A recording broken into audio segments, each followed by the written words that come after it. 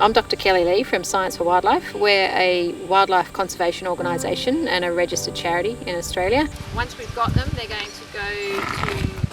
We're a growing and innovative organisation, and we work together with land managers and communities to ensure that the best possible science is applied on the ground where it counts, so that wildlife conservation is evidence-based and effective.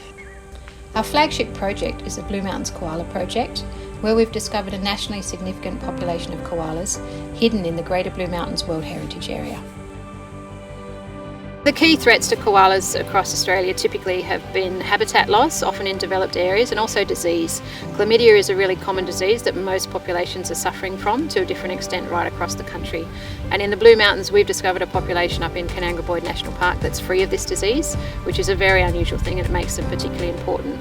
Together with that, these populations have got the highest genetic diversity in the country as well. So the World Heritage Area in the Blue Mountains has a really important population of koalas that we want to conserve for the future of the species.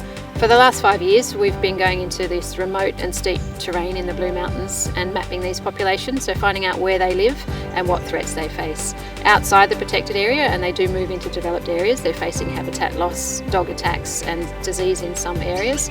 Within the protected area, the two main threats are disease and bushfire. Until now, we haven't seen this last threat eventuate, but it's making all the other threats look minuscule in the impact it's having on these populations. The scale of these fires and their intensity has just been unprecedented, and out of that have come some unprecedented measures. We got permission from National Parks and Wildlife and went in front of the fire front to pull out some healthy individual animals from Canangra from this disease-free population.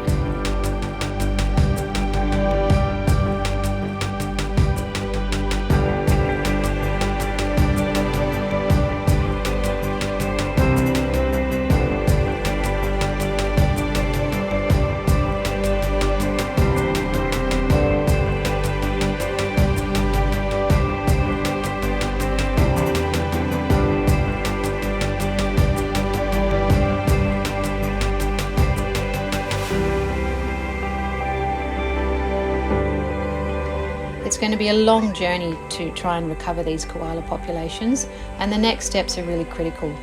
We're now focused on completing hundreds of surveys across the remote World Heritage Area to see what wildlife has survived the fires and to plan for population recovery.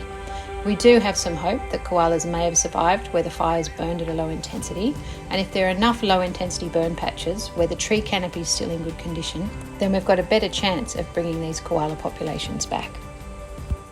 Since we released the koalas that we rescued from approaching fire in the mountains, we're now radio tracking them on a regular basis.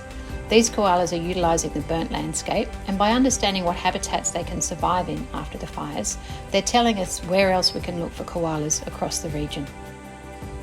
We've got several other projects running at the same time, including complementary work like our koala detection dog program. These dogs form a really important part of our survey work because they're so successful in finding low density animals. We've also got a koala genomics project, and we'll be using the information from that to inform conservation of koalas right across the species range.